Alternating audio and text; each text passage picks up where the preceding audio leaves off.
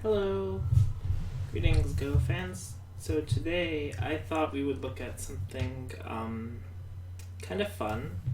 Um, so if you haven't heard this word, there's a term, a Japanese term called Myoshu. Myoshu is, well, you probably know what a tetsuji is, right? And a tetsuji is like a skillful move.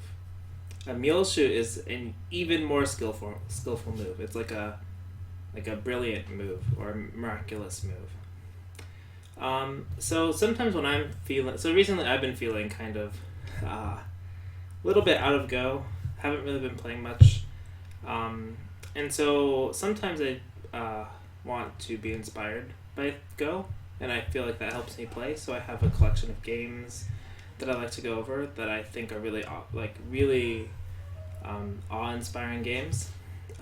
So I'll show those at another time. Something else I have is a bunch of problems or Myoshu, which I think are really cool to look at. I only have going to share 3 today. I have a bunch of them. I'm not.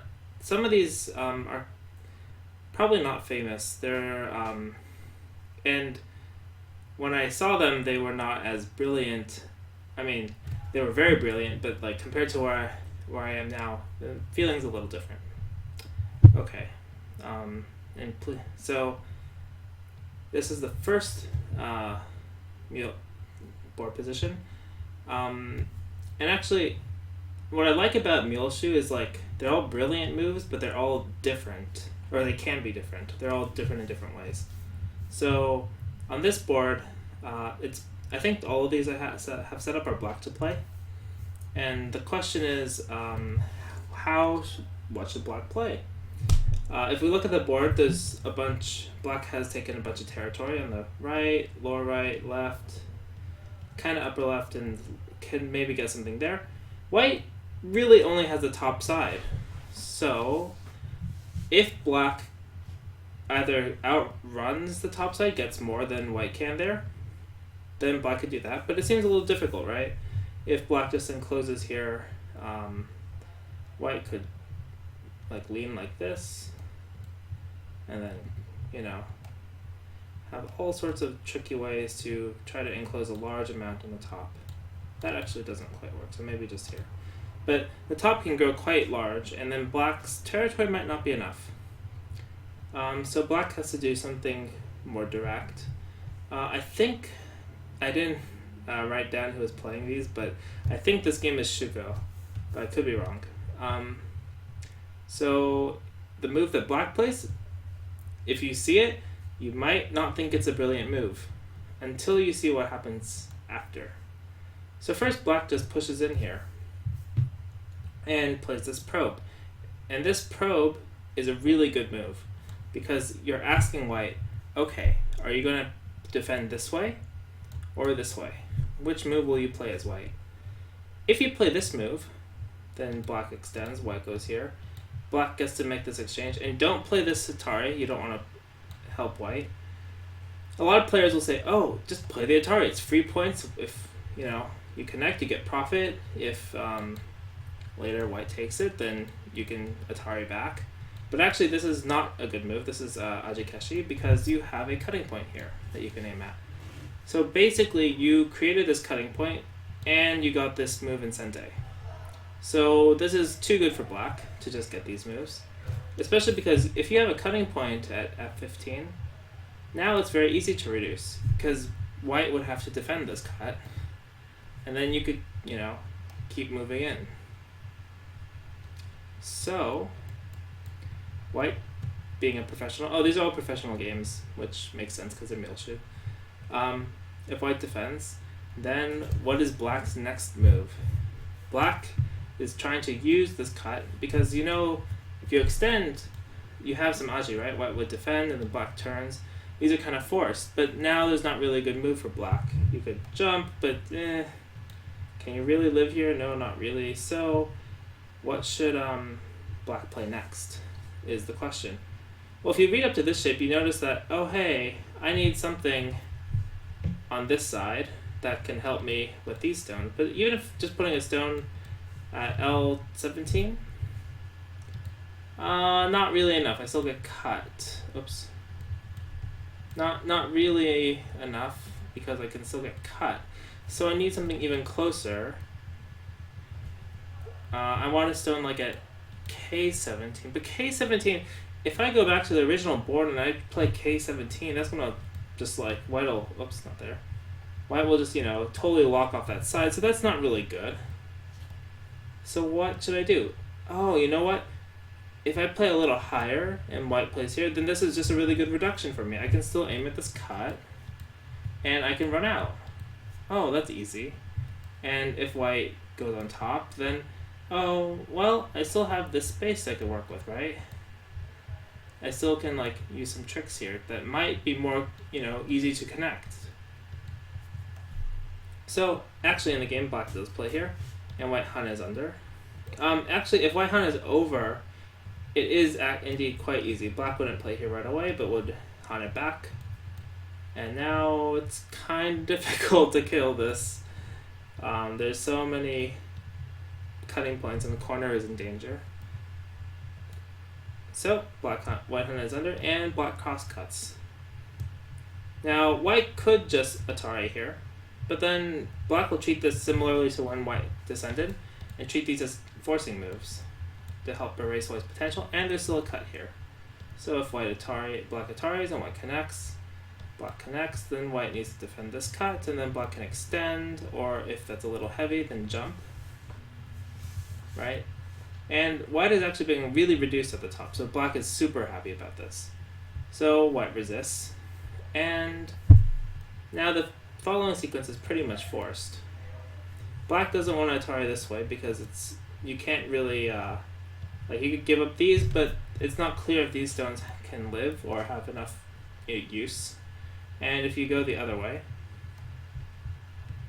here, then white will just connect out, so you can't do that either. So you Atari this way, white runs, and push again. If white extends again, you can come back, and you better be good about your life and death, but you can live here. Easy, right?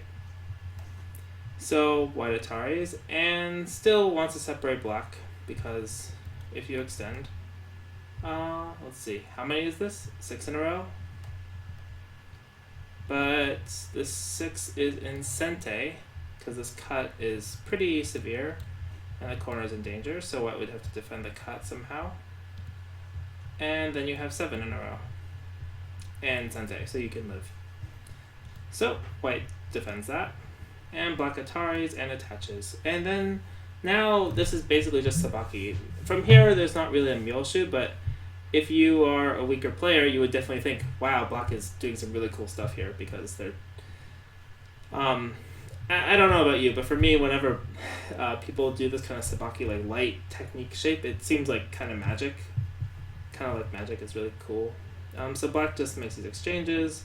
White takes away an eye, but then black has to come back here. This is a really vital point. If white, played here or something, then black could play here. And this, this group would need another move like this one or something. But it's... Now black might be developing the center a little bit. And white's quite squished and black's quite alive. So forcing here once is good. Pushing again separates black, so black goes back. White turns, the vital point of head of 2 stones, and black plays here. Which is a really good point, because it takes away the base of white's stones, aims at the cut, so indirectly helps this group, and takes territory and takes away the move from white. And I'll just show a little bit more of the game, but it's basically pretty much very simple. Yeah, so black actually, I believe black went on to... I don't know if the Myoshu player won all these games, but I believe black went on to win this game. I think this one's really cool because it shows you, kind of the thought process is well, I want to invade the top. I don't know how. Okay, I play a probe. Cut. Very simple. You tell me how. And then he's like, okay, I know from here that I have this Aji that I can use when I extend. What do I do how do I get it? And then it's very not simple. Like these techniques, you have to have a lot of confidence, but if you can read it, it's pretty strong. Okay, so the next Myoshu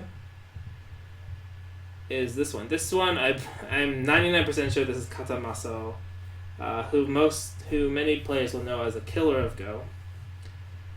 He is playing black, and so you can guess that your move has to deal with this fighting on the bottom, and since I said he was a killer of Go, you can probably guess that something's going to die. Now the question is what to do here. Well, if you just look at it very without too much thought, black can't push out here, right? Well, if white plays that, he can. Black can't push out here, just gets blocked. Cutting also doesn't really work. Okay. How about over here? Atari, which is actually what was played, but it doesn't help the local situation right away. And same with this one. So the only thing black can do is something on the bottom. Now here's the problem. Black has 5 liberties. This group has 5 liberties. I don't think without any type of tesuji or tricks, you can get this group to less than 5 liberties. You can imagine if white just connects at J4, white has 6 liberties. Oh, white will win the capturing race. Not even talking about all the extra space you have here. So if you want to figure it out, you can stop here, but I'll just show this exchange. And then you could probably guess it. Black has to wedge, right? If white Atari's here, which he does, if white Atari's the other way, it's very clear to see, oh, one of these 2 white groups will die. Actually, both of them will die, but you just need at least one, right? Actually, this one you could also play here, but this would maybe be Ko. But one of them will die. Okay, so now what? If you connect, maybe this wasn't so good. White can connect, and now you probably can't keep white to less than 4 liberties, or to get white under 4 liberties, so not really good. Okay. What if I cut? Well, if white Ataris, seems good, I'm squeezing, but now it's kind of hard. Seems a little hard to kill white, right? So that doesn't quite seem to work. You could also think, oh, I extend, I go here, turn, and then die. Oh, not so good. Okay. So, there's generally 2 main ideas when you think about squeezing. You want them to take your stone, because that plays on Dame. And if they have to fill it in, then there's a squeeze, and they lose liberties. Okay. If I cut at one of these 2 points, can I really get white to... I can get white to take it, but can I get white to fill those points in and also have this one? Probably not. In some cases, yes, but in this case, I don't think so. So, I should do something that forces white together, like the Hane. Hane's easy. If white connects, then I'm very happy. I get to squeeze white, and white is dead. And 4 liberties at 2. And you can check it, white goes here. Oh, so simple. What if white goes here? This is a little harder, but you still have 3 liberties of 4, so now you have to keep taking away liberties, and there's still 3 to 4. Okay. What else?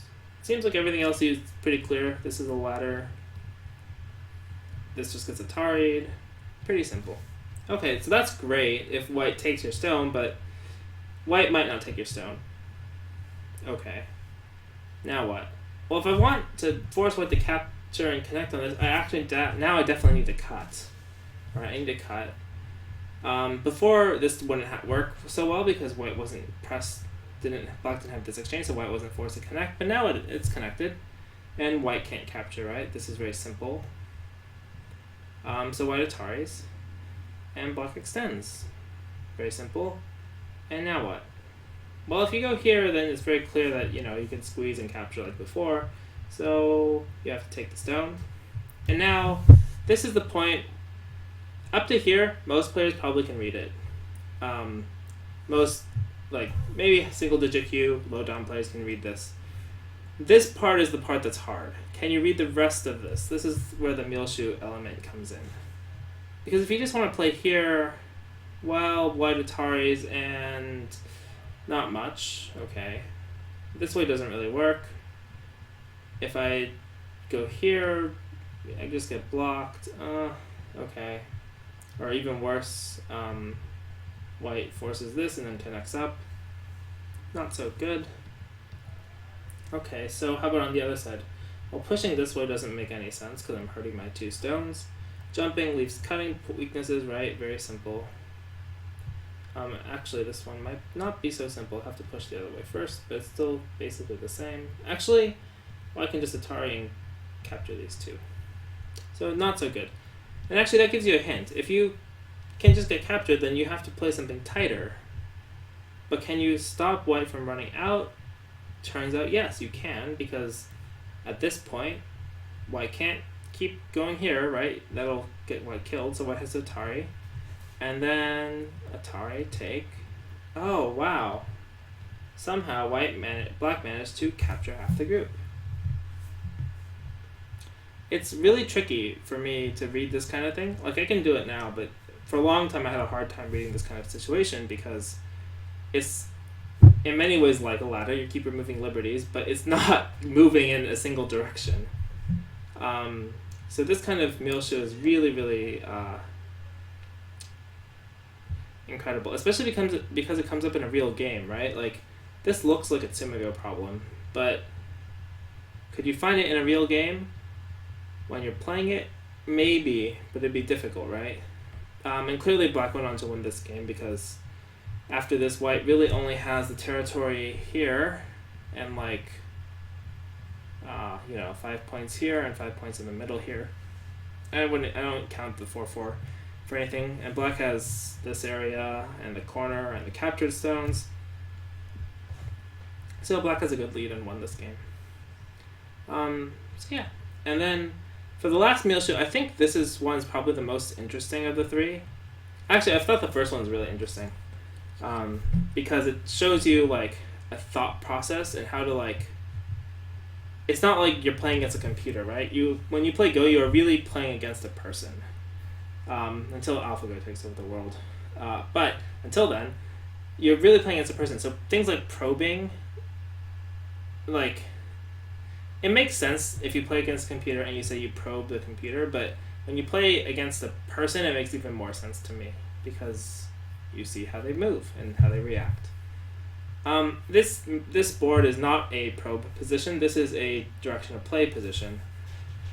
So right now there's this fight on the right hand side. You see there's a little bit of unfinished Joseki in the upper left. That's not that important. What's important is this fight. Black has some weak stones here. There's a cutting point here. Some weak stones here. And there's these guys are cut too.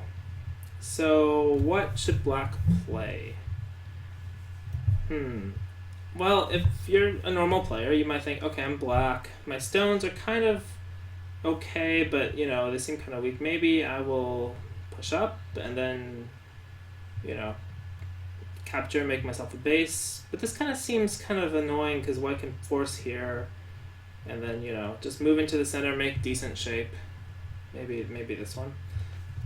And my stones at the bottom are not so good as black, so I have to defend that. And this feels really kind of uncomfortable because the bottom's open and the center group is not really attackable. So now my stones are all dame. That feels really yucky. And white gets to come back.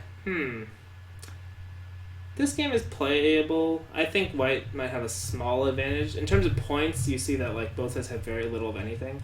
But, it's playable. Maybe white goes here. Yeah, this seems a little hard for black, but it's playable. Okay, so that's like normal thought, right? My weak group, fix my weak group, move to the other side. Things like that. Black doesn't play that. Black is a very creative player, and I think I was talking to my Insei friend a long time ago, and he basically said, I was talking to him, I was like, because he's a very solid territorial player, and I asked him, how often do you think about like sacrifices, because those are really cool?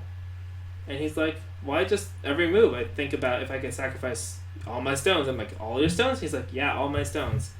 And we can see that here. So black plays this move, which looks like a normal Tetsuji. Aims to capture the 2 stones, so white defends. black pushes, and now you'd be like, well, I have to defend my cut, right? But then white would just run out, and this fight is messy, and you know what black.